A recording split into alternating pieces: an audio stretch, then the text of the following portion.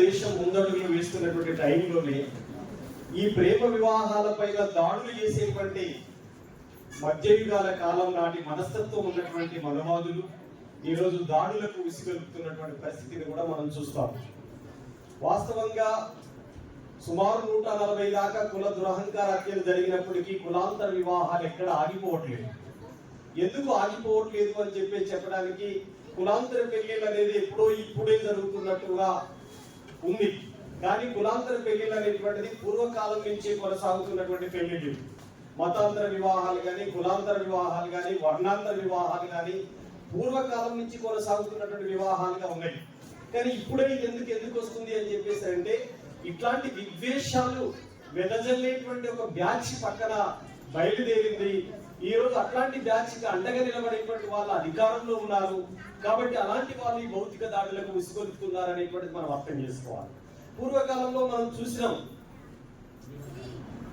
BB నాగేశ్వరని Shri Venkateswara స్వామి పెళ్లి చేసుకున్నప్పుడు ఏ దాడులు జరగలేదు.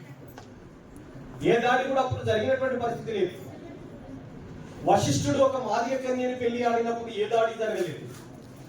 50 సంవత్సరాల కిందట వివాహం చేసుకున్నప్పుడు ఏ దాడి లేదు. ఇక్కడ 50 ఏళ్ల కిందట వివాహం చేసుకున్నటువంటి వాళ్ళు కూడా వేదిక మీద ఉన్నారు. ఆ వినయ్ కుమార్ గారు కానీ, జీరాములు గారు కానీ, అంటే నేను పుట్టక ముందే వివాహం చేసుకున్నటువంటి వాళ్ళు. అప్పుడు కూడా దాడులు జరిగినటువంటి పరిస్థితి లేదు. ఇప్పుడు ఎందుకు జరుగుతున్నాయి ఇట్లాంటివి అని చెప్పేసి అనుకున్నప్పుడు ఈ కులాంతర పెళ్లిని అడ్డుకునేటువంటి వాళ్ళు పక్కకు ఉంటున్నారు. ఒక బ్యాచ్ గా ఉంటున్నటువంటి పరిస్థితి ఉంది. ఒక మూక దాడులకు పాల్పడుతున్నటువంటి పరిస్థితి ఉంది. అయినా ఈ కులాంతర వివాహాలు అనేటువంటి ప్రకృతి పరిణామంలో జరిగేటువంటి అంతర్భాగంగా జరిగేటువంటి వాటిని అడ్డుకునేటువంటి శక్తి ఎవరికి లేదు.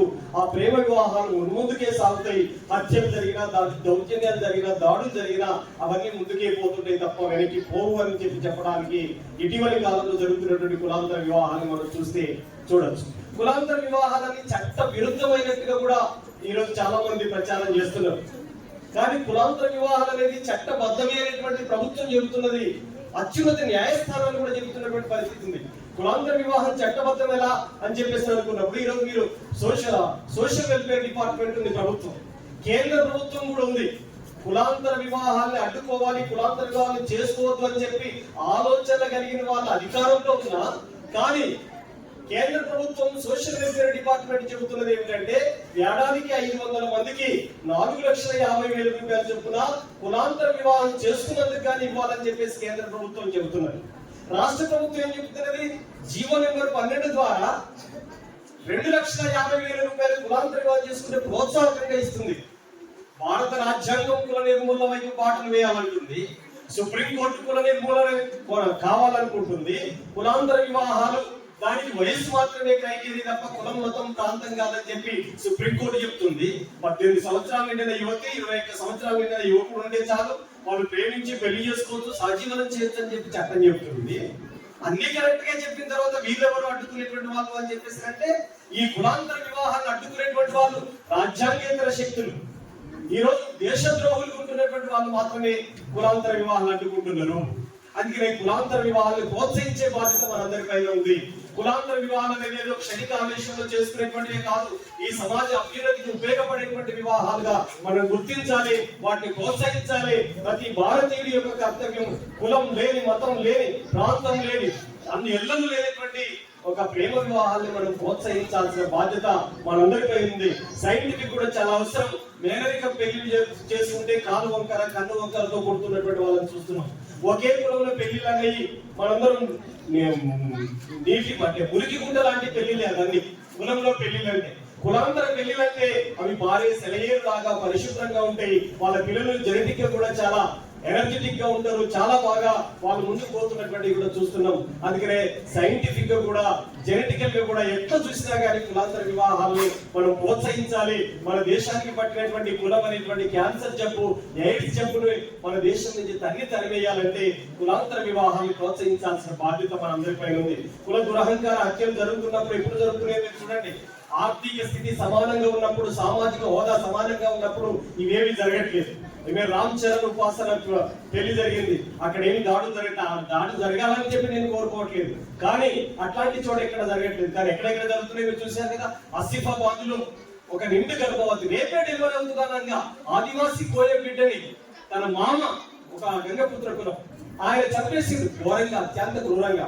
ఇక్కడ తమ్ముడు వివాహం చేసుకున్నాడని చెప్పి ఎస్సీ పిల్లవాడిని ఓ యాదవ్ కులానికి సంబంధించినటువంటి వ్యక్తి అన్నం చంపేసిండు. ఇట్లాంటి ఘటనలు కోకొల్లలుగా జరుగుతున్నటువంటి చూస్తా ఉన్నాం. ఇటీవలి కాలంలో జరుగుతున్నాయి. వీటన్నిటికీ వ్యతిరేకంగా పోరాడాలి అని చెప్పేసినట్టు కులాంతర వివాదాలకు రక్షణ చట్టం చేయాలనేటువంటిది మనం అందరం కోరుతున్నాం. ఈ సందర్భంగా ముందుగా ఈ కార్యక్రమానికి 5 నిమిషాల్లోనే ముందుగా ఈ మన సదస్సు యొక్క తీర్మానాన్ని వహీల్ గారిని సదస్సు నుంచి తీర్మానాన్ని ప్రవేశపెట్టాల్సిందిగా కోరుతూ, ఇంకా చాలా మంది దారిలో ఉన్నామని చెప్పి ఫోన్ చేస్తున్నాం. మీరందరూ పిల్లలు అందరూ కూడా ఈ కార్యక్రమం అయిపోయేంత వరకు సావధానంగా మంచిగా వినాలని, ఆ తర్వాత అందరం పైన కలిసి కూడా మీలాగా ఇప్పుడు హాజరైనటువంటి చాలా మంది లాగా ఒక 25 ఏళ్ల కిందట ప్రేమ వివాహం చేసుకున్నాను కనుక ఆ అర్హతతో ఈ కార్యక్రమానికి ముఖ్య అతిథిగా ఉన్నాను. చాలా సంతోషం. అంటే సమాజంలో మనుషులు కలుసుకోవడానికి ఒక్కొక్కరికి ఒక్కొక్క సందర్భం ఉంటుంది. ముఖ్యంగా మతపరమైన సందర్భాలు మనుషులను చుట్టుముట్టేస్తూ ఉన్నాయి చాలా విరివిగా. ఈ రోజుల్లో వారానికి ఒక పండగ చుట్టూ కేంద్రీకృతం అవుతూ ఉన్నారు. సరే, హిందూ మతంలో కాస్త ఎక్కువగా, మిగతా మతంలో కాస్త తక్కువగా ఉండొచ్చు, కానీ ఏ మతమైనా సరే మనిషిని ఆ మతం చుట్టూ కేంద్రీకరించే విధానం రోజు రోజుకు పెరిగిపోతుంది. ఇది మనందరిలో ఆందోళన కలిగించే విషయం. ప్రపంచవ్యాప్తంగా ఎన్నికవుతున్న ప్రభుత్వాలు, చాలా పెద్ద పెద్ద దేశాల్లో ఎన్నికవుతున్న ప్రభుత్వాలన్నీ కూడా తిరోగమన భావజాలానికి ప్రతినిధులుగా ఉన్న వాళ్ళు ఎన్నికవుతున్నారు. అలాంటి పార్టీలు ఎన్నికవుతున్నాయి. ఇది రెండో విధంగా మనకి ఆందోళన కలిగించే విషయం. మనం ఒక భారతదేశం గురించే మాట్లాడుతున్నాం, కానీ అన్ని చోట్ల అదే పరిస్థితి ఉన్నది. ఫ్రాన్స్ ఎన్నికల్లో గెలిచిన పార్టీ కానీ, అమెరికా ఎన్నికల్లో గెలిచిన పార్టీ కానీ, ఇవన్నీ ఒక రకంగా ఆయా దేశాల్లో అభివృద్ధి నిరోధక ఆలోచన ఉన్నటువంటి పార్టీ. ఆచరణలో కూడా చూస్తున్నాం వాటి విధానాలు. అయితే ప్రేమికులకి ఒక రోజు అనేది సరే ఒక హిస్టారికల్ సందర్భంలో ఆ రోజును ప్రపంచంలో కొన్ని దేశాలు నిర్ణయించుకున్నప్పటికీ వాటిని మనం కంటిన్యూ చేస్తూ ఉన్నాం. అయితే ఎవరికి వాళ్ళుగా విడివిడిగా ఉండి ఆ సందర్భాన్ని సెలబ్రేట్ చేసుకోవటం అనేది జరుగుతూ ఉంటుంది. కానీ ఇట్లా అందరూ సామూహికంగా ఒక దగ్గర ఒక ఆలోచనతో కలవటం అనేది, ఇలాంటి ప్రయత్నం చేయటం చాలా ముఖ్యమైన విషయం. ఈ వేదిక మీద ఉన్న వాళ్ళు ఇట్లాంటి ఒక ప్రత్యామ్నాయ వేదికల్ని నిర్మాణం చేసి మనుషులందరినీ ఒక దగ్గర కలపడానికి ప్రయత్నం చేస్తూ ఉన్నారు. వాళ్ళలో వహీద్ అన్న చాలా రోజుల నుంచి జనవరి 26వ తారీఖు నాడు ఇందిరా పార్క్ వేదికగా చాలా మందిని కలిపే ప్రయత్నం చేస్తూ ఉంటాడు. సరే, స్కైలాబ్ గారు లేదా ఆర్గనైజేషన్ ఈ ఏరియాలో పనిచేస్తుంది కనుక వాళ్ళు గత 5-6 సంవత్సరాలుగా నేను ఈ కార్యక్రమాన్ని చూస్తున్నాను. 2-3 ఏళ్ల కిందట కూడా ఒక కార్యక్రమం కింద జరిగినప్పుడు కూడా వచ్చాను. అయితే ఇటీవల బైరీ నదేష్ ఇటు హైదరాబాద్ అవుట్స్కట్స్లో ఒక కార్యక్రమం చేశాడు. నన్ను ఆహ్వానించాడు కానీ వెళ్ళలేకపోయాను. దాదాపు ఒక 300 మంది కుటుంబాలు, ప్రత్యామ్నాయ ఆలోచన కలిగిన కుటుంబాలన్నీ ఒక 3-4 రోజులు ఒక దగ్గర కూర్చొని మాట్లాడుకొని పిల్లలతో పాటు 5 రోజులు పిల్లలతో పాటు కుటుంబం అంతా, కుటుంబం అంటే భార్య భర్త మాత్రమే కాకుండా అందరూ కలిసి వచ్చి ఒక 5 రోజులు ఒకే దగ్గర ఉంటే ఆ పిల్లల మధ్యన సంబంధం ఏర్పడుతుంది, ఆలోచనలు ఒకరికొకరు కలుస్తాయి, స్నేహం ఏర్పడుతుంది, కుటుంబాలకి మధ్యన ఒక రకమైన స్నేహం ఏర్పడుతుంది, బాంధవ్యం ఏర్పడుతుంది. ఇలాంటి ఒక ప్రయత్నం నిరంతరం జరగాల్సిన అవసరం అయితే ఈ రోజుల్లో ఎక్కువగా ఉన్నది. ఒంటరిగా ఉండటం, మనం ప్రేమ పెళ్లిళ్ళు చేసుకుంటాం, ప్రత్యామ్నాయ ఆలోచన కలిగి ఉంటాం, సమాజం మారాలనుకుంటాం, ఈ దేశంలో సోషలిజం రావాలనుకుంటున్నాం. మనం అందరం అలాంటి పద్ధతుల్లో ఆచరణలో నిమగ్నమై ఉన్నాం. అయితే ఈ ప్రత్యామ్నాయ ఆలోచనలు కలిగినటువంటి వాళ్ళకి సెలబ్రేట్ చేసుకోవడానికి, కలిసి ఉండడానికి కార్యక్రమం ఏమిటి అనే ప్రశ్న వేసుకుంటే మనకు అలాంటి ఒక ఆచరణ లేదు. అదొక పెద్ద గ్యాప్ ఉన్నది మనకి. అంటే ప్రత్యామ్నాయ సంస్కృతి అంటున్నాం మనం. మార్క్సిస్ట్ అవుట్లుక్లో ప్రత్యామ్నాయ సంస్కృతి ప్రజల సంస్కృతి అంటున్నాం. కానీ ప్రత్యామ్నాయ సంస్కృతిని మనం విస్తృతంగా డెవలప్ చేసి ప్రజలందరూ కలుసుకునే ఒక సందర్భాన్ని, ఒక వేదికని ఏర్పాటు చేయలేకపోతున్నాం. ఇప్పుడైనా మనం మేల్కొని అలాంటివి చేయకపోతే మన ప్రజలు కూడా, అంటే పోరాడే ప్రజలతో పాటు ఉండే మన కార్యకర్తలు కూడా ఉంటారు. పార్టీ కార్యకర్తలు అందరూ కూడా అన్ని విలువలతో ఉండలేకపోవచ్చు, ఎందుకంటే ఈ సమాజంలో మనం జీవిస్తున్నాం కనుక. ఎందుకంటే ఇంకో ఆల్టర్నేట్ లేనప్పుడు అనివార్యంగా అందులోకి తోసివేయబడుతున్నాం. వినాయక చవితిలో నిమగ్నం అవుతున్నా, అయ్యప్ప మాలలో నిమగ్నం అవుతున్నా, వివిధ పండుగల్లో నిమగ్నం అవుతున్నా, వాటన్నిటిలో ఉంటున్నాం. ఎందుకు అని అంటే అది సెలబ్రేట్, నిజంగా దాని మీద భక్తి ఉందా లేదా అని పక్కన పెడితే సెలబ్రేట్ చేసుకోవడానికి ఒక సందర్భంగా ఉంటుంది, మనుషులందరూ కలవడానికి ఒక సందర్భంగా ఉంటుంది, కుటుంబాలు, బంధువులు, ఫ్రెండ్స్ కలవడానికి ఒక సందర్భంగా ఉంటుంది. మనం చూసాం, మన సంక్రాంతి పండుగ వచ్చిందంటే మొత్తం హైదరాబాద్ అంతా ఖాళీ అయిపోయింది. దాదాపు 30 లక్షలు వెళ్ళారు హైదరాబాద్ నుంచి బయటకని లెక్కలు చెప్పారు. జస్ట్ కార్లలో వెళ్ళిన వాళ్ళ లెక్కలేదు. కార్లలో వెళ్ళినటువంటి అక్కడ టోల్ గేట్ ఉంటుంది కదా, ఆ టోల్ గేట్ దగ్గర ఎన్ని కార్లు ఆగాయి, ఆ కార్ల లెక్కను బట్టి కార్లో 4-5 మంది వెళ్ళారని లెక్క వేసుకుంటే ఒక 30 లక్షలు.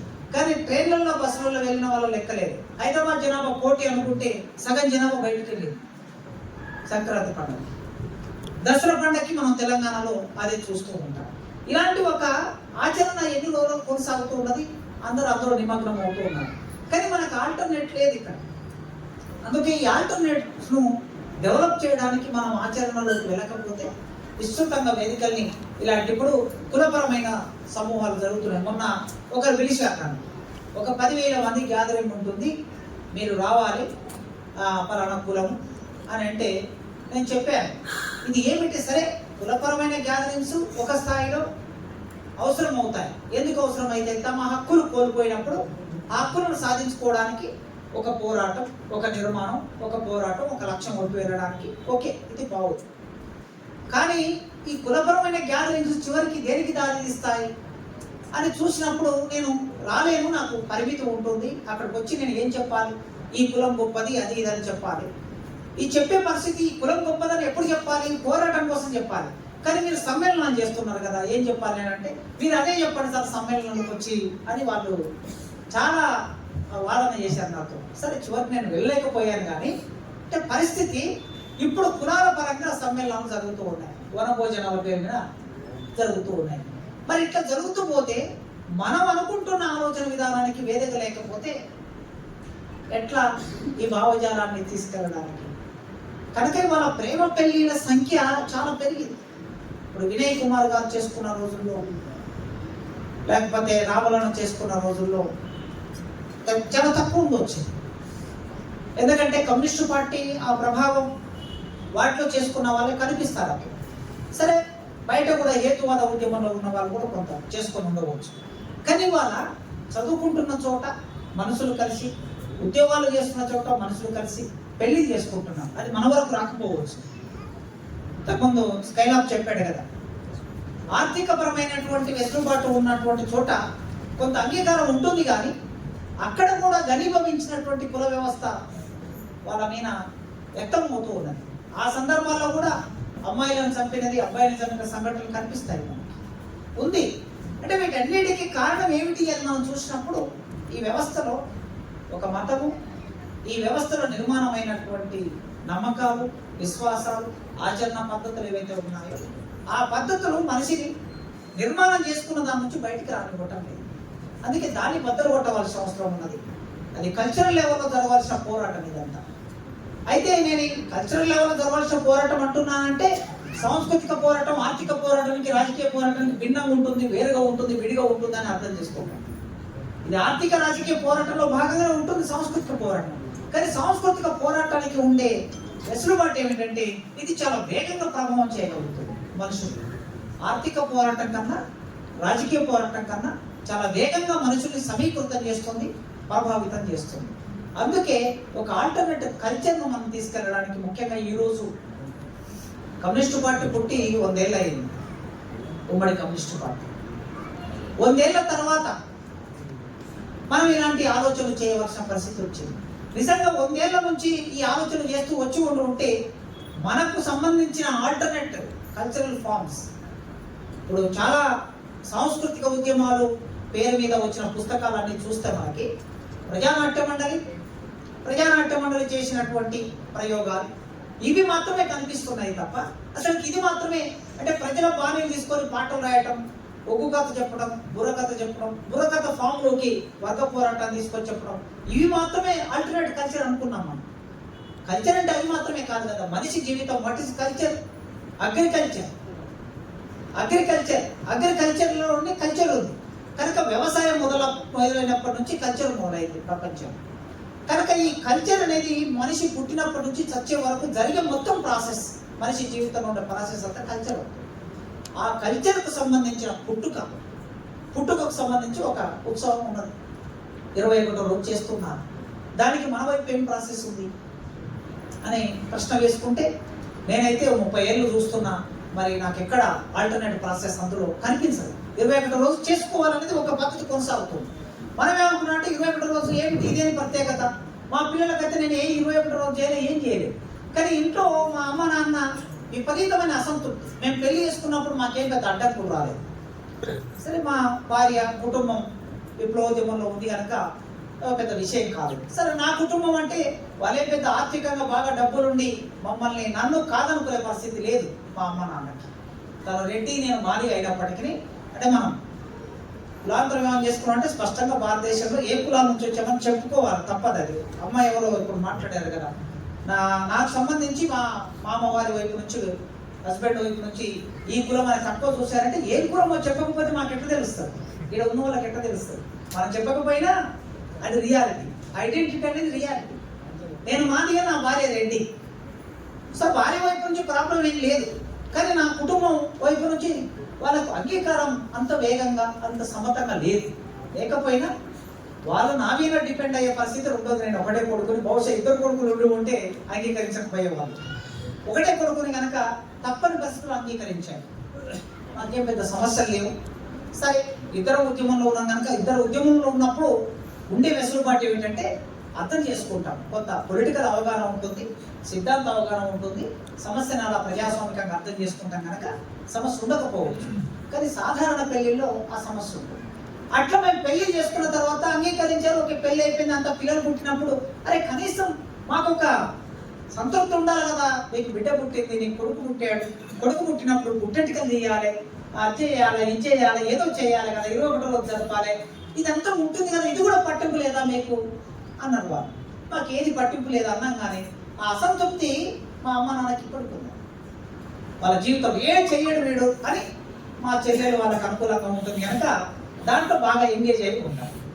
అంటే మనకు ఒక ఆల్టర్నేటివ్ అనేది లేకపోవటం అనేది ఇది. ఓకే, ఎట్లా చేయాలి, దాన్ని ఫామ్ ఏమిటి, వీటన్నిటి చేయాలా, అవసరం లేదని మనం అనుకుంటాం. ఎవరు?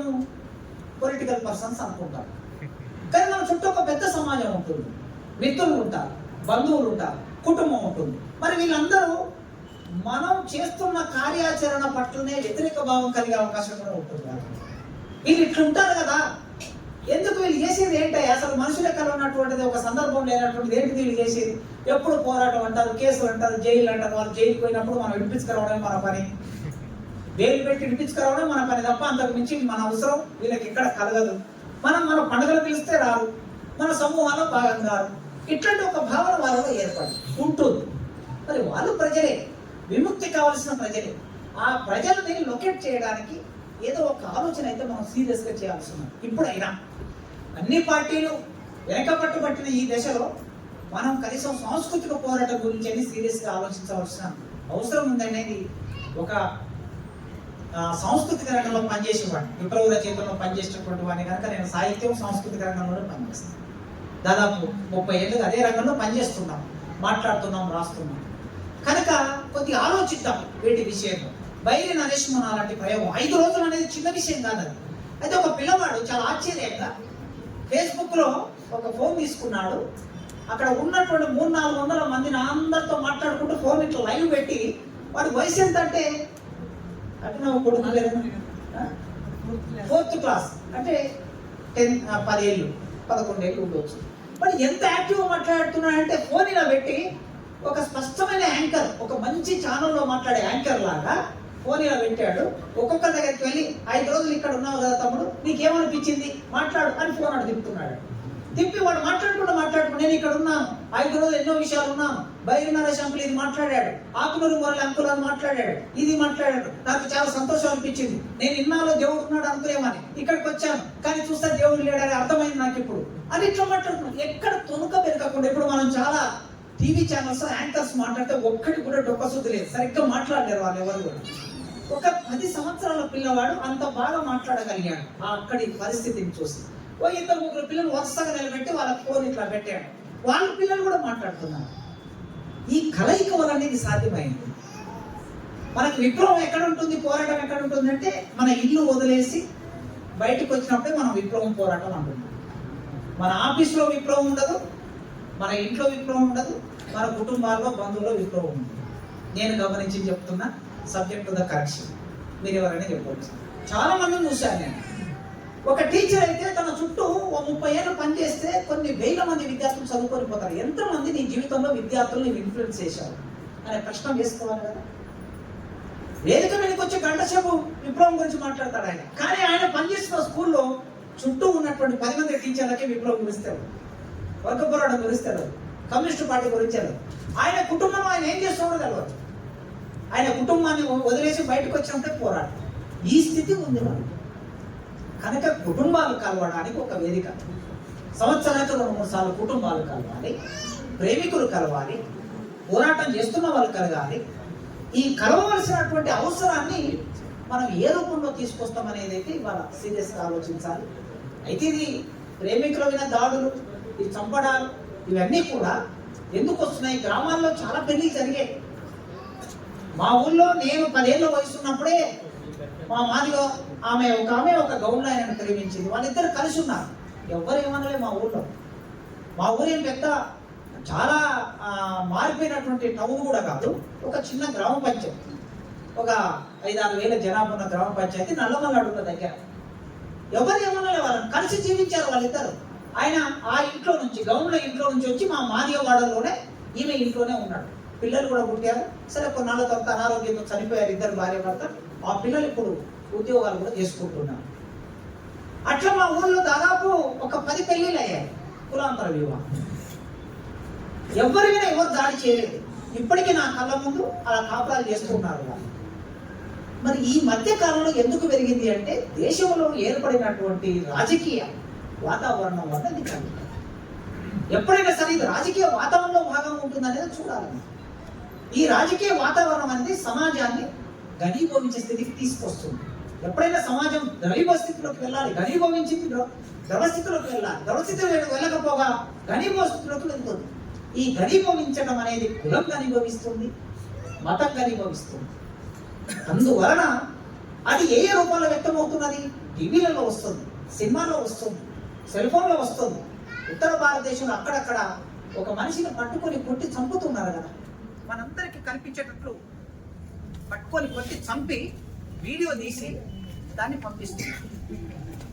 ఇక్కడ ఉండేవాడికి, మన దగ్గర ఉండేవాడికి అది సహజంగా మనం కూడా ఇట్లా చేయాలనే ఆలోచన యూత్ కలుగుతున్నది. ఎందుకు కలుగుతుందంటే ఆల్టర్నేటివ్ లేదు వాళ్ళకి. తెలంగాణ గ్రామాల్లో కూడా ఇది ఎందుకు ప్రవేశించిందంటే కమ్యూనిస్టు పార్టీ ఉన్న రోజుల్లో ఎన్ని కమ్యూనిస్టు పార్టీలు అయినా సరే ఇవన్నీ ఒక్కొక్క ఏరియాలో పనిచేయటం వలన ఆ ప్రభావం ఊరు మీద ఉంది, ప్రభావం ప్రజల మీద ఉంది. అలాంటి సమస్య ఎప్పుడున్నా వచ్చినప్పుడు కమ్యూనిస్టు పార్టీ వెళ్ళి లేదా అక్కడ ప్రజా సంఘాలు వెళ్ళి అర్థం చేయించిన సందర్భాలు ఉన్నాయి. లేదంటే పలానా వర్గాల వాళ్ళని ఏమన్నా అంటే ఆ కమ్యూనిస్టు పార్టీలో వాళ్ళు వస్తారు, లేకపోతే ఆ విప్లవకారులు వస్తారు, వాళ్ళ వైపు నిలబడతారు అనే ఒక అది ఉండేది, భయం ఉండేది, ఒక మంచి భావన ఉంది. కనుక మన రాజకీయ ప్రాబల్యం తగ్గింది, మన ప్రభావం తగ్గింది, అటువైపు ప్రభావం పెరుగుతున్నది. అలా పెరగటం మూలంగా దాడులు జరుగుతున్నాయి, ప్రభుత్వాలు కూడా వాటికి వత్తాసు పలుకుతున్నాయి. ఈ వ్యవస్థ అంతా ఇలా ఘనీభవించిపోవటం వాళ్ళకి అవసరం. కనుక మనం ఈ సందర్భంలో ఆలోచించి ఖచ్చితంగా ఒక ఆల్టర్నేట్, ఏదో ఒక సందర్భంలో 100 మందో 50 మందో ప్రేమికులు ఈ రోజు ఇలా కలవటం అనేది ఒక మంచి విషయం. దీనిట్లో కొనసాగిస్తూ ఇంకా ఎక్కువ సందర్భాల్లో కలవడానికి కావలసిన ఆలోచనలు చేయాలని నేను కోరుకుంటూ మీ అందరికీ ఈ సందర్భంలో 50 ఏళ్ల కిందట పెళ్లి చేసుకున్న వాళ్ళు, 5 ఏళ్ల కిందట, 10 ఏళ్ల కిందట పెళ్లి చేసుకున్న వాళ్ళు, 25 ఏళ్ల కిందట చేసుకున్న వాళ్ళు అందరూ ఇక్కడికి వచ్చారు. మనందరికీ ఒక వేదిక. సో సందర్భాన్ని విస్తృతం చేయాలని నేను కోరుకుంటూ ఇంతటితో నా ఉపన్యాసాన్ని ముగిస్తున్నా. Thank you. వేదిక మీదున్న పెద్దలు, సభాధ్యక్షులు, నాకు ఒక మంచి ఆదర్శమైన వ్యక్తి, నేను ఎప్పుడు రుణపడి ఉండే వ్యక్తి స్కైలా బాబా అన్న గారికి, అలాగే తల్లి సమానులు జ్యోత్స్న మేడం గారికి, అలాగే మా సంఘానికి ఒక పెద్దన్నలాగా ఉంటున్న వహీద్ అన్న గారికి, నేను ఈ ఉద్యమంలోకి వస్తున్న రోజుల్లోనే వారి ఉపన్యాసాలు విని ఇన్స్పైర్ అయ్యాను. సాంబశివరావు గారికి, అలాగే కాకతీయ యూనివర్సిటీలో అంబేద్కర్ ఫిలాసఫీ మీద డిప్లొమా కోర్సులో మాకు గురువుగా అంబేద్కర్ స్టడీ సెంటర్లో క్లాసులు చెప్పిన గురువు రామోహన్ సార్ గారికి, అలాగే ఇప్పుడే పరిచయమైన పెద్దలు వినయ్ కుమార్ గారికి, ఇంకా వేదిక మీద ఉన్న పెద్దలకి, ముందున్న పెద్దలకి, మా ప్రియమైన తమ్ముళ్ళకి, అక్కలకి, అమ్మలకి, చెల్లెలకి అందరికీ ప్రత్యామ్నాయ సాంస్కృతిక ఉద్యమాభివందనాలు. నేనైతే ఈ కార్యక్రమానికి ప్రసంగించాలని రాలేదు. మొత్తం చీకటి కమ్ముకున్న సమాజంలో ధిక్కార స్వరం వినిపిస్తే ఎక్కడికక్కడ మూక దాడులు జరుగుతున్న ఈ సమాజంలో కుల నిర్మూలన, కులాంతర వివాహాలు, మతాంతర వివాహాలు అంటేనే అదొక చెడుగా చిత్రీకరించే పరిస్థితుల్లో సుందరయ్య విజ్ఞాన కేంద్రము మనందరికీ ఒక పెద్దన్నలాగా, మేమున్నాము, మా ఊళ్ళోకి రండి, మీ గొంతు వినిపించండి, కలిసి పనిచేయాల్సిన సందర్భం వచ్చింది, కలుద్దాం అనే ఒక పిలుపు రావడంతో ఆ పిలుపునే ఒక గొప్ప ఆహ్వానంగా భావించి రేపు పొద్దున చిత్తూరులో ఒక పెద్ద సమావేశానికి వెళ్ళాలి. నిన్న రాత్రి ఒక చోట సమావేశం అయిపోయింది. అయినా సుందరయ్య విజ్ఞాన కేంద్రంతో మనకు ఒక అనుబంధం కావాలి, ఒక ఉమ్మడి భాగస్వామ్యం మనం ఉండాలి అని చేయడానికి, ఇంకా పైకి ఎగరడానికి లేదా సరైన దిశలో ప్రయాణించడానికి అని అనుకున్నప్పుడు ఇప్పుడు మేము ఈ సుందరయ్య గారి నీడకి మేము వచ్చినందుకు ఒక గొప్ప గౌరవంగా భావిస్తూ ఐ లవ్ యూ అని చెప్తున్నాం. We are with you, we are our next generation, we should follow your guidance and we will take your experience అని కూడా తెలియజేస్తున్నాము. ఇక స్కైలాబన్న ఏ కార్యక్రమానికి పిలిచినా మేము కాదు అనే పదం మాత్రం ఉపయోగించమనేది అన్నకి ఈ సందర్భంగా తెలియజేస్తున్నాము. అలాగే వహీద్ అన్న వాళ్ళు కూడా ఈ కార్యక్రమం ఉంది తమ్ముడు అంటే అన్న మాకు వీలైతుందో కాదు అనే పదం లేదు, బ్లాక్ చెక్ మీద సైన్ చేసి ఇచ్చినట్టుగా మేము ఇచ్చేస్తున్నాము.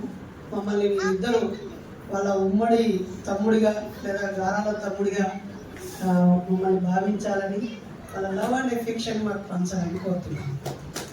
Thank you so much. ఇప్పుడు ఇక ఇక్కడ ఆల్రెడీ లగ్గమైన వాళ్ళు ఎంతమంది చేయలేపురి, పెళ్ళి అయిన వాళ్ళు? ఓకే, మీ అందరికి ఒకటేసారి అభినందనలు, శుభాకాంక్షలు. ఇక కానలు ఎవరున్నారు చేయలేపురి? నిజంగానే కాలేదా? అరే మన మూఢనమ్మకాల సంఘం వాళ్ళే ఉన్నారు ఎక్కువ. సో మీరు నించోరి చేయిన వాళ్ళు నించోరి చింత పుస్తకాన్ని సమీక్ష చేయడానికి మాట్లాడడానికి పోయినా. ఆయన వయసు 32 ఏళ్ళు. వచ్చిన వాళ్ళందరూ కూడా గంతే వయసు వాళ్ళు ఉన్నారు. అదొక విషయం. ఎందుకు చెప్తున్నానంటే ఏ వయసు సభ నిర్వహిస్తే ఆ వయసులో ఎక్కువ వస్తారు, ఏ వయసులో నాయకత్వం వహిస్తే ఆ వయసులో ఆ ఉద్యమంలో క్రియాశీలక పాత్రలో ఉంటారు. అంటే దీన్ని ఇండైరెక్ట్గా మీరు తప్పుగా అర్థం చేసుకోకండి. సో మనం మన యంగ్ జనరేషన్స్కి మనలాంటి ఆలోచనతో ఉన్న వాళ్ళు ఎక్కువ ఎదురుపడేలాగా చెయ్యట్లేదు. ఎక్కువ ఎదురుపడ్డప్పుడు కులం అడగకుండానే వాళ్ళ యాటిట్యూడ్, వాళ్ళ ప్రవర్తన, ఆ సమావేశంలో వాళ్ళ చురుకుదనము, వాళ్ళు మోరల్గా, డిసిప్లిన్గా లేదా రకరకాల సందర్భాల్లో ఇష్టాలు ఏర్పడడానికి అవకాశం ఉంటుంది. అది జరగాలి. నేను మూఢనమ్మకాల నిర్మూలన సంఘాన్ని 2.5 సంవత్సరాల క్రితం మా మిస్సెస్ నేను కలిసి పెట్టడం వల్ల మన ఉద్యమంలో అందరూ జంటగానే వచ్చి పాల్గొంటున్నారు. అలాగే వాంటెడ్లీ ప్రతి సందర్భంలో జంటగా వచ్చే వాళ్ళకి ఎక్కడన్నా మైకులు ఇచ్చింది కదా, జంటగా వచ్చిన వాళ్ళకి అట్లనే చేసినాం మేము. అట్లా చేసి మొన్న ఒక 5 రోజులు పెట్టినాం. 1 రోజు 2 రోజులు కాదు, 300 మంది వచ్చింది. అంటే 100 మంది పిల్లలే ఉండడం వల్ల 200 బయటికి చెప్పినాం. దానికంటే ముందు 1 రోజు 2 రోజులు కాదు, 4 రోజులు పెట్టినాం. బొంబాయిలో 1111 మంది వచ్చింది, జంటగానే వచ్చింది. దానికంటే ముందు 5 రోజులు బెంగళూరులో పెట్టినాం, జంటగానే వచ్చింది. దాని తర్వాత కూకట్పల్లిలో మన లీలా సుందరయ్య భవనంలో చక్కని వెన్యూ ఇవ్వడం వల్ల దయాకర్ సార్ వాళ్ళు అక్కడ ఒక 5 రోజులు పెట్టినాం. తర్వాత వైజాగ్లో ఒక 5 రోజులు పెట్టినాం. రాజగృహాన్ని మంగళగిరి దగ్గర ఒక 4 రోజులు పెట్టినాం. రేపు ఉగాది పండుగ, ఆప్షనల్ హాలిడే, రంజాన్ పండుగ, ఆదివారం 4 రోజులు వరుసగా వస్తాయి. మార్చి 19, 20, 21, 22 4 రోజులు బీచ్ ఒడ్డున పెట్టినాం. ఇప్పటికే ఒక 300 మంది పేర్లు రాపించుకున్నారు. వాళ్ళు టికెట్లు కూడా తీసుకుని టికెట్లు పెడితేనే పేరు రాసినారు. సో ఆల్టర్నేట్ కల్చర్కి సంబంధించి ప్రతి దానికి ఆల్టర్నేట్ పెద్దలు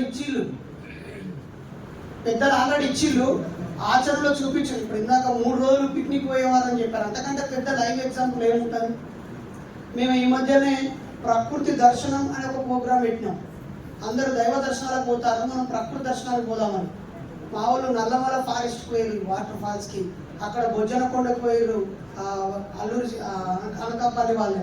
అలాగే మంజంగి, తాజంగి వెళ్ళి అల్లూరి సీతారామరాజు జిల్లా వాళ్ళు, అహోబిలం వెళ్ళి శ్రీకాకుళం వాళ్ళు, తొట్లకొండ వెళ్ళి వైజాగ్ వాళ్ళు, నేలకొండపల్లి వెళ్ళినారు. అంటే మనము ఏదో ఒక నాయకత్వం నిరంతరం యాక్టివిటీ ఇచ్చి ఎక్కువ కార్యక్రమాలు నిర్వహిస్తే దానిపై నమ్మకం కలుగుతుంది. అలాగే మన కార్యక్రమంలో మ్యూజిక్ తక్కువైతుంది. మతవాదుల కార్యక్రమాలలో మ్యూజిక్ ఎక్కువైపోయి ఆ డీజేకి ఊళ్ళో వీరటంలో పెళ్ళి అయితే కూడా సంబంధం లేకుండా పోయి డ్యాన్స్ చేసిన పరిస్థితి వచ్చింది. ఇప్పుడు అసలు అది ఎవరి పేరు కూడా తెలియదు, ఏ పేరు కూడా తెలియదు. మ్యూజిక్ వస్తుంది, ఫ్రీగా పోయి ఎగురుతాం కానీ ఎగిరే పరిస్థితి వస్తుంది. సో మ్యూజిక్ ఇప్పుడు ఇందాక గిరగిర అని ఒక మంచి పిల్లలు 4-5 డ్యాన్స్ చేసేది.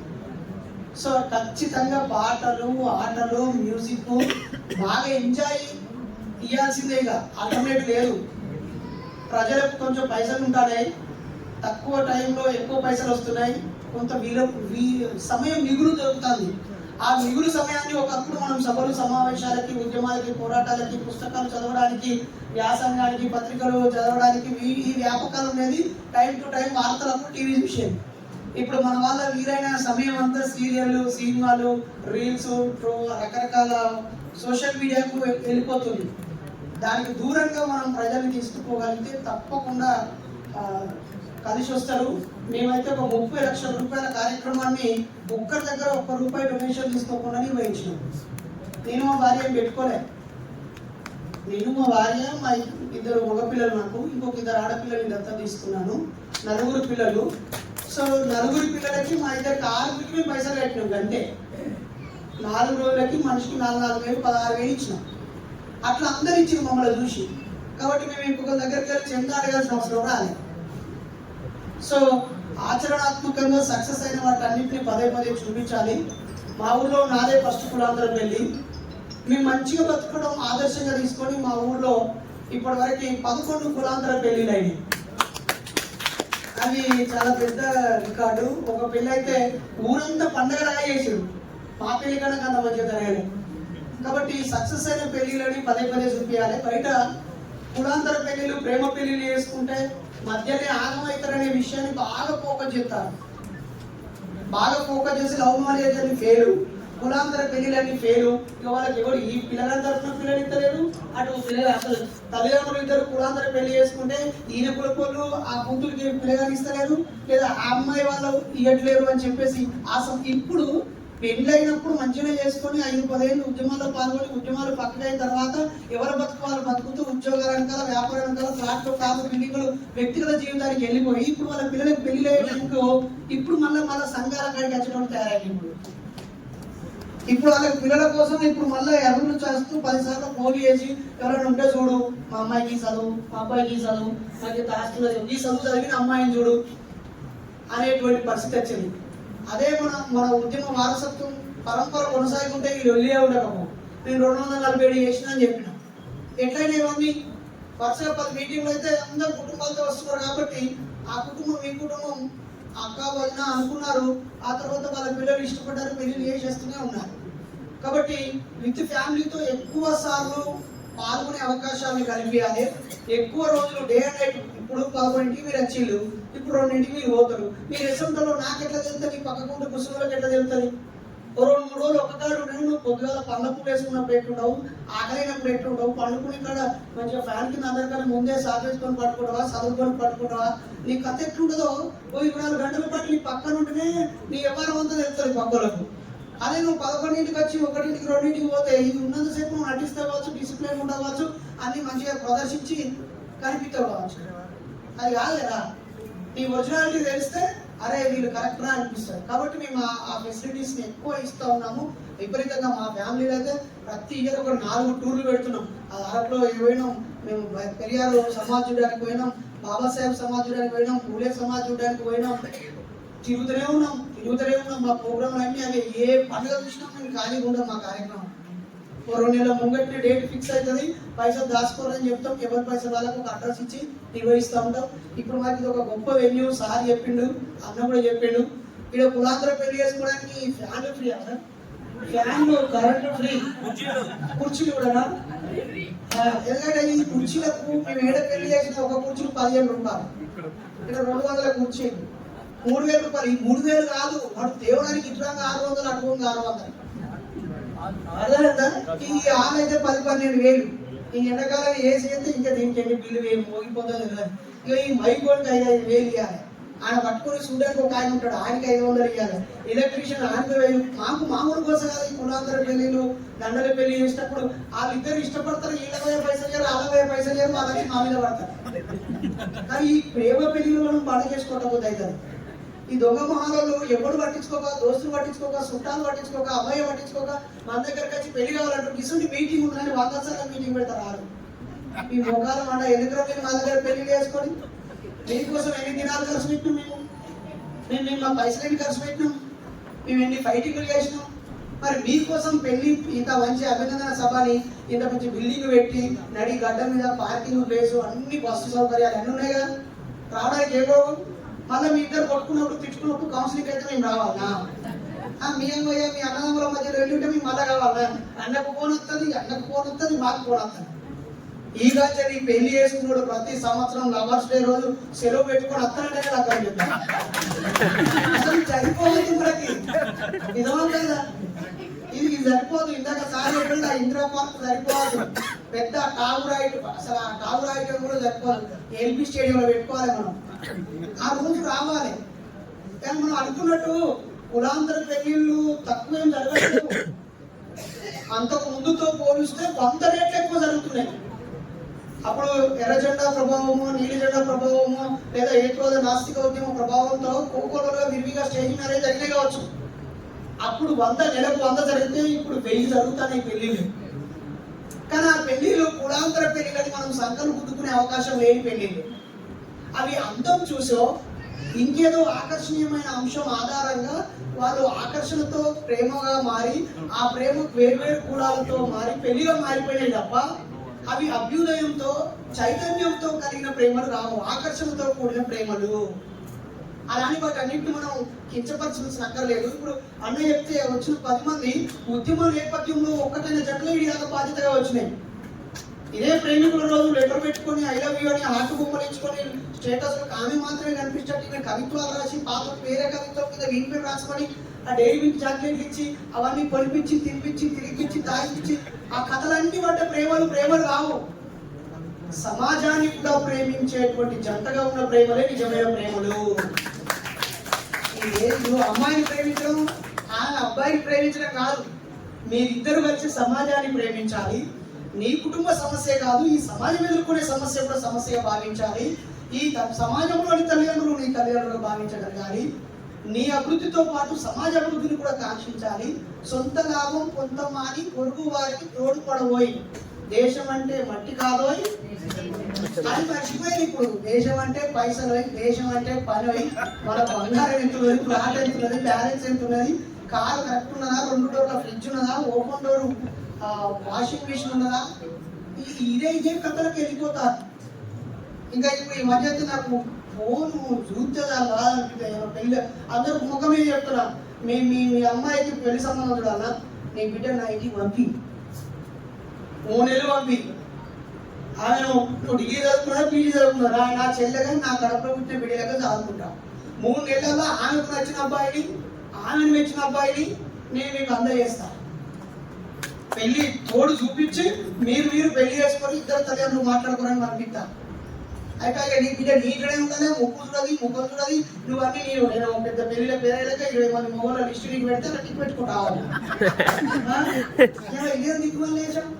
ఈ అబ్బాయిగా మా అబ్బాయి చూడండి, అది ఎంటెక్ నేను 15 లక్షలు ఒక అబ్బాయి చూడవా అని ఈడు అంటాడు. అనుకుంటే మన అమ్మాయిలందరూ ఇట్లా దిష్టి బొమ్మ లెక్క ఈ ఫోటోలన్నీ పెడితే వాడు ఇట్లా జూమ్ చేసి చూసి టిక్ పెట్టుకొని ఈ నలుగురికి నా ప్రొఫైల్. ఏంది బిజినెసా? ఇది ఉద్యమం. ప్రయాణంలో కలుసుకుంటే అది ప్రేమ అంటారు.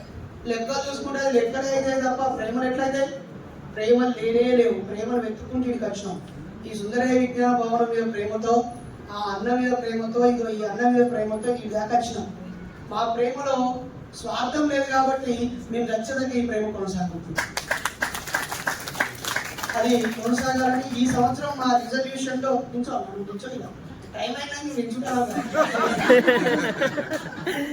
ఈ సంవత్సరం 50 పెళ్లిళ్ళు చేయాలనుకున్నా, ఇప్పటికి 7 పెళ్లిళ్ళు చేసిన. ఓకేనా? 50 పెళ్లిళ్ళు 50 సభలు లెక్కనే జరుపుతాము. అలా ఈ సంవత్సరం సాధించిన ఆఫర్ ఉపయోగించుకొని ఇలా ఒక 10 దీన్ని వాడుకోవాలని, ఒక 10 వాడుకోవాలి. చాలా మంది ఉంటారు పైసలు లేక పెళ్లి ఎక్కడ చేసుకోవాలో 20,000 ఆర్య సమాజం నుంచి పెళ్లి చేస్తూ ఉంటారు. అదంతా ఆర్టిఫిషియల్ గా ఉంటుంది, ఏం తృప్తి ఉండదు అక్కడ. అవునా కదా? సో ఇంకా చాలా పనులు. ప్రత్యామ్నాయ సంస్కృతి అంటే ఈరోజు కాశీమన చెప్పిన 21 మా కొడుకు మా బిడ్డకి 21 చెప్తాను, మా అమ్మాయి బాగా ఫీల్ అయ్యాను. మా ఇంట్లో కూడా గదే బాధ ఉన్నది. ఇది అందరి ఇళ్ళలో ఉంటుంది. అయితే ఇప్పుడు మేమేం చెప్తామంటే, మీ జుట్టు కత్తిరించే ఫంక్షన్ అయినా, మీరు లంగా దొరికే ఫంక్షన్ అయినా, షెడ్డి దొరికే ఫంక్షన్ అయినా, లుంగిల ఫంక్షన్ అయినా, అన్ని ఫంక్షన్లు చేద్దాం మనం. అసలు ఫంక్షన్ అంటే అర్థం ఏంటో తెలుసా? ఒకప్పుడు అంటేనేమో వేరే అర్థం. ఇప్పుడు they want to celebrate everything.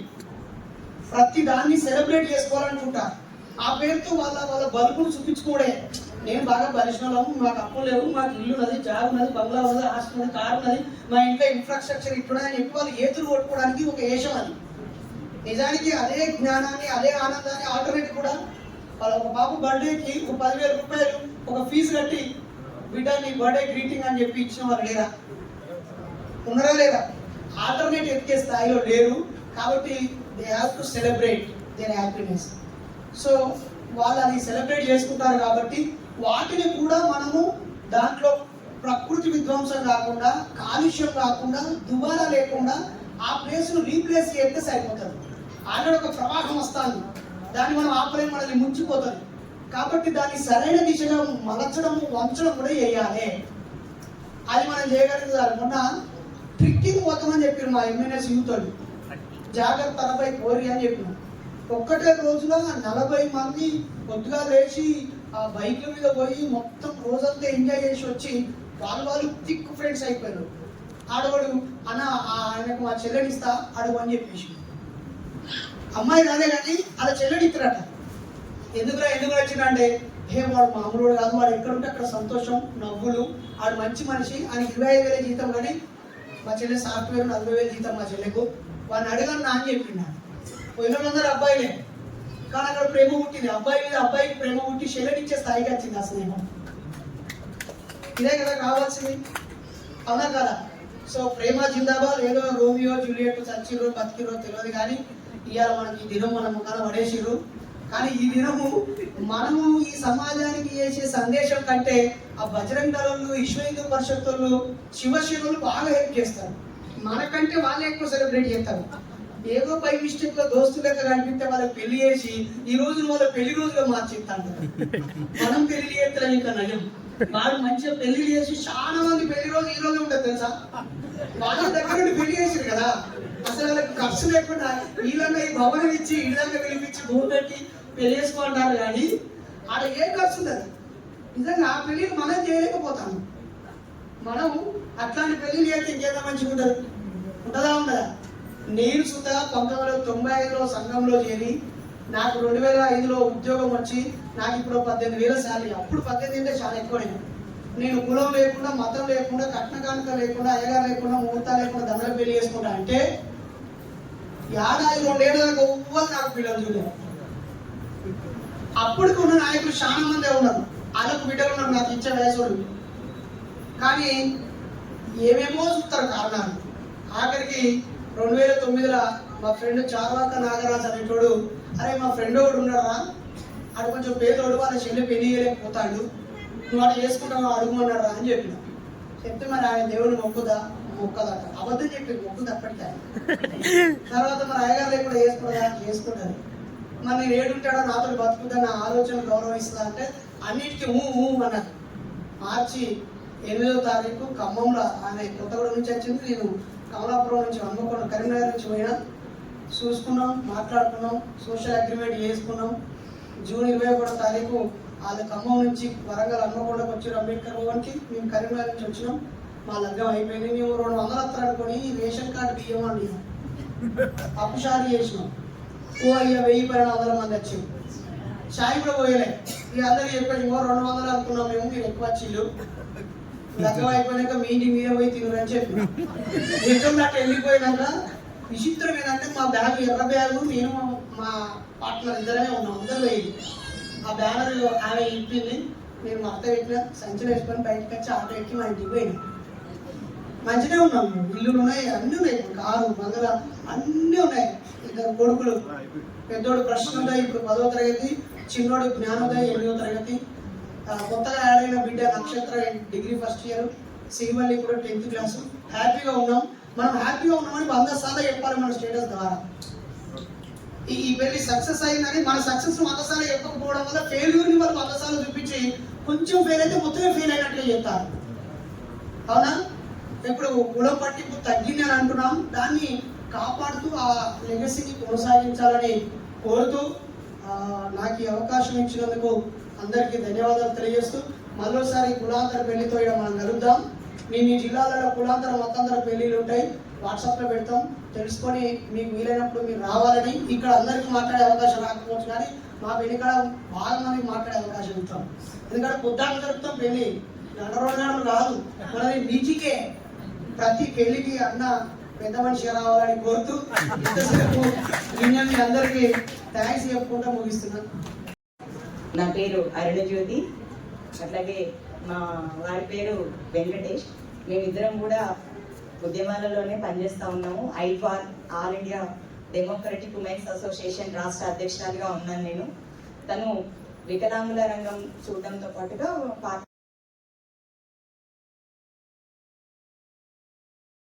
అప్పుడే ఇటువంటి వివాహం చేసుకోవాలనే దాంతో నేను చాలా కాలం వెయిట్ చేసి ఇటువంటి మ్యారేజ్ చేసుకోవడం అనేది జరిగింది. ముఖ్యంగా సమాజం నుంచి అంటే బయట నుంచి పెద్దగా నేను ఏమి ఎదుర్కొనేది కానీ కుటుంబంలో మాత్రం చాలా వరకు చాలా వాటికి మమ్మల్ని దూరం పెట్టారు చాలా రోజుల పాటు.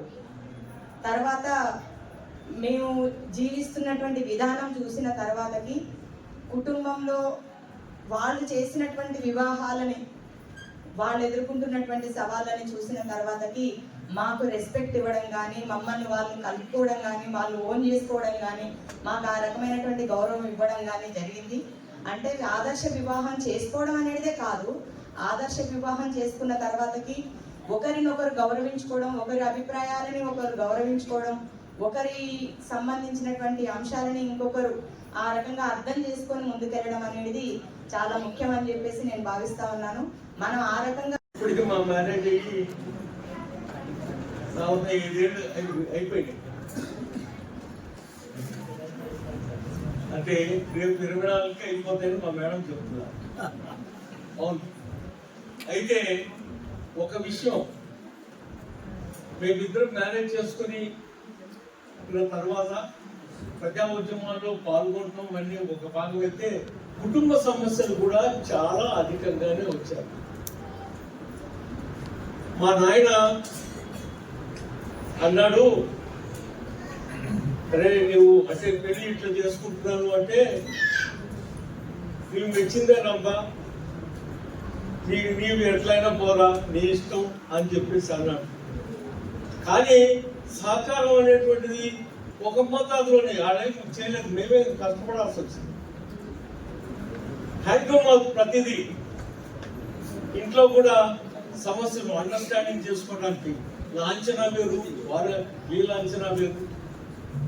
ఈ పద్ధతుల్లో వీళ్ళని గొప్పగా ఊహించుకోవడం, అలాగే ప్రతి దాంట్లో కూడా కీచులాట్లు లేవని కాదు, ఉంటాయి. కీచులాట్లు లేకుండా, సమస్య లేకుండా అన్ని సజావుగా ఆదర్శంగా ఉంటారు అనేటువంటి మాట ఉంటుంది. ఖచ్చితంగా వాటినన్నింటినీ ఉంటాయని గమనించి వాటినన్నింటినీ ఎదుర్కొని పరిష్కరించుకొని జీవితాన్ని సుగమంగా జరుపుకోవడం పోవడం ముఖ్యమైనది. కలిసి జీవించడం ముఖ్యమైనది. లీల ఏది చెప్పినా వింటాడు, యాదగిరిలో లీల ఏం చెప్పినా వింటాడు అని చెప్పేసి అనుకుంటారు. మీది లవ్ మ్యారేజ్ కదా అని అడుగుతారు. అస్సలు కాదు, మాకు పెద్దలు చెప్పిన మ్యారేజే అని అంటే కాదు, మీరు అలా ఉండరు. ఎప్పుడు చూసినా కూడా ఉద్యమంలో ఇద్దరు కలిసి వెళ్తారు, పిల్లల్ని కలిసి తీసుకెళ్తారు, అన్నింట్లో కూడా మీరు ముందుంటారు అని చెప్పేసి ఆ రకంగా మమ్మల్ని మెచ్చుకుంటే నాకు చాలా హ్యాపీ అనిపించేది. మరో పక్కన ఇంకోటి ఏంటంటే బాధ ఉండేది, ఇద్దరు ఆడపిల్లలే కదా నాకు, ఈయనకి ఎక్కడన్నా మా మామగారు అప్పటికే ఇద్దరు ఆడపిల్లలు పుట్టారా అని చెప్పేసి ఇలా గుండె పట్టుకున్నారు. ఆపరేషన్ ఏం చేసుకున్నావు అమ్మ అని గుండె పట్టుకున్నారు. ఆ తర్వాత 8 నెలల తర్వాత ఆయన చనిపోయారు. అయితే ఎక్కడ ఈయనకి మళ్ళీ పెళ్లి చేస్తారో అని చెప్పేసి అట్లాంటి భయం అనేది కొంచెం ఉండేది నాకు. అందులో కులం ఒకటే కాదు, ఇంకో వేరే కులం కాబట్టి నన్ను అప్పటికే మా మామగారి తరపు వాళ్ళు ఎక్కడి నుండి తీసుకొచ్చావురా ఈ కులం అని చెప్పేసి తిట్టడం జరిగింది యాదగిరిరావు గారిని. అలాగా కొన్ని సమస్యలు ఎదుర్కోవడం జరిగింది సోదరులారా. అయితే ఇక్కడ మమ్మల్ని కలిపింది మాత్రం మా పిల్లలు ప్లస్ ఉద్యమం మాత్రమే. ఆ ఉద్యమంలో పని చేయాలనే తపనతోని ఇప్పటి వరకు కూడా మాకు చేతనైనంత, మేము చేయగలిగినంత, ఉద్యమం మాకు అవకాశం ఇచ్చినంత సద్వినియోగం చేసుకుంటూ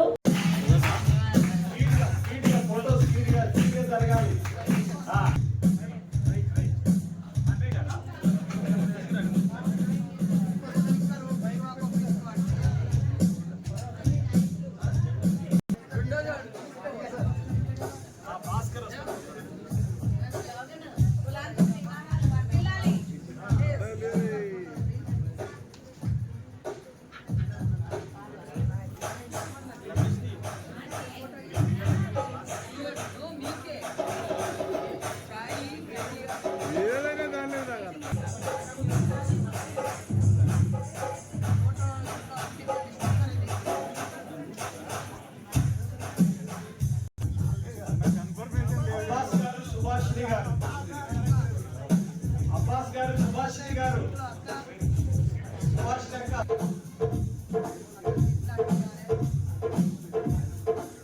రాజేశ్వరరావు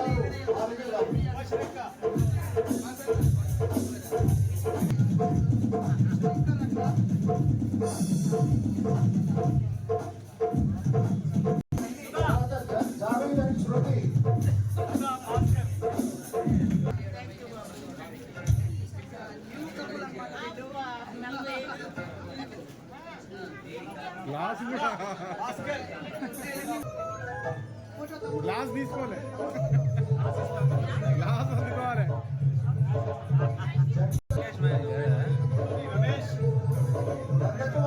అట్లా ఊరిందంటే నీదన్నా కాలే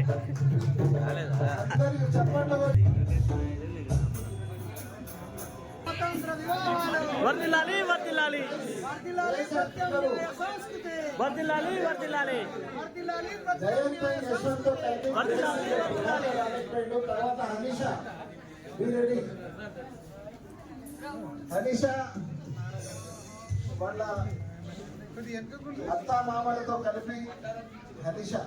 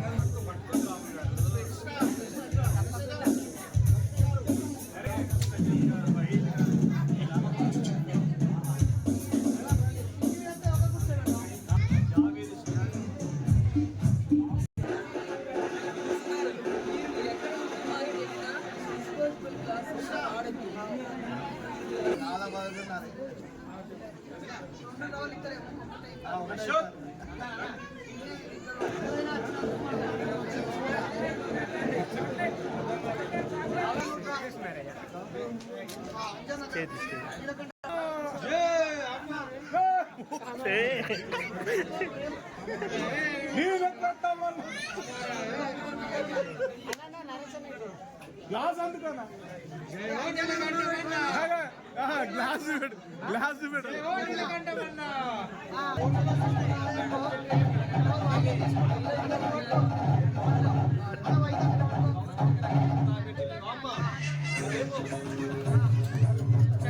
ఇది అంత జెండా ఏమంట ఎంగు ఎంగు గ్లాస్ ఎత్తుకోవాలి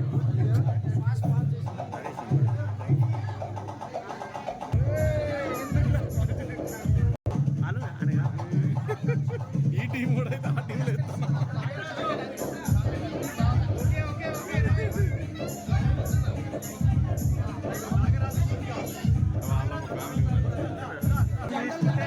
వారంకి 3 గంటలు దగ్గర లిస్ట్ ఉంటుంది కదా ఆ లిస్ట్ బట్టి మనం వెళ్ళి వేసినట్టే కదా ఇక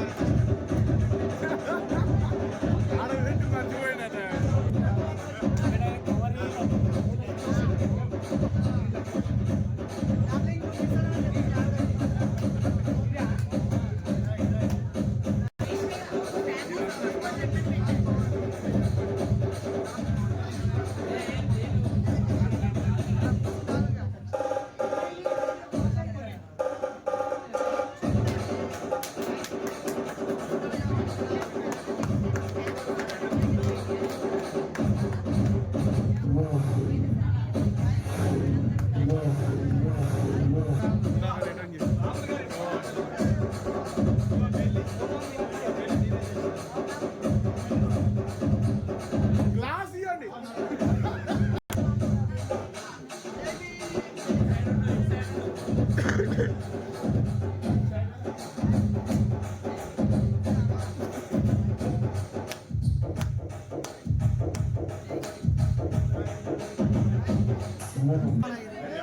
ఏ కాలం ఇది చాలా కాదు తీసుకున్నాను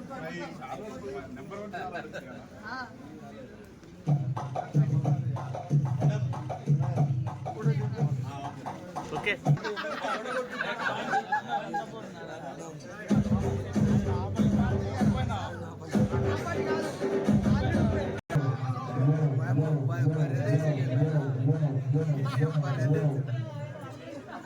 మంచి పాటతో చెల్లిని కన్నులలో వెన్నెలకు రియాలి.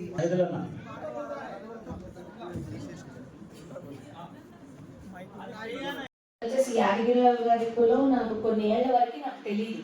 వాళ్ళ అమ్మ మాత్రం వాళ్ళ చిన్నమ్మ ఎప్పుడు అనేది ఇక అన్ని కులాల కంటే ముద్రాస్ కులం 300 అంత ఎక్కువ, ముత్యమంత ఎక్కువ, 300 కులాల కంటే ముత్యమంత ఎక్కువ మా ముద్రాస్ కులం అని ఊరికే అంటూనే ఉండేది. నాకు అర్థమయ్యేదే కాదు అసలు. సో ఆయనేమో ముద్రాస్ కులం. చక్కటి సందేశం ఇచ్చారు. ఆల్టర్నేట్ కల్చర్ని ఎలా నిర్మించాలి, మొత్తం ప్రజా సమూహాలు కలుసుకునేటువంటి వేదికలు ఎలా ఏర్పాటు చేయాలనేటువంటిది మనం ఆలోచించాల్సిన బాధ్యత మనందరిపైన ఉంది. ఇప్పుడు వారు వెళ్ళాల్సి ఉంది కాబట్టి వారికి వారు కప్పుకోనని ముందే చెప్తాడు కాబట్టి నాకు తెలుసు కాబట్టి వారిది ఇంటర్ క్యాస్ట్ మ్యారేజ్ కాబట్టి ఇక్కడికి వచ్చిన కపుల్స్ అందరికీ ఆ పాత్ర నిర్వహిస్తున్నాం కాబట్టి 25 ఏళ్ల కిందట వారు పెళ్లి చేసుకున్న